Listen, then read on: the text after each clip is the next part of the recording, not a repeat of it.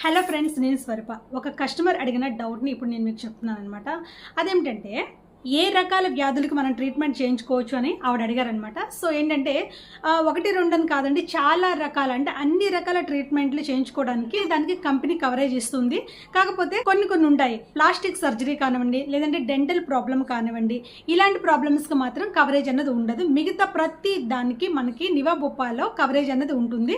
And day 1 coverage ఏంటంటే accident కేసులు కానివ్వండి, పాము కాటు కానివ్వండి, ఇంకా హార్ట్ అటాక్ కానివ్వండి, ఇలాంటి ఎమర్జెన్సీ వాటికి డే 1 నుంచే కవరేజ్ ఇస్తుంది కంపెనీ.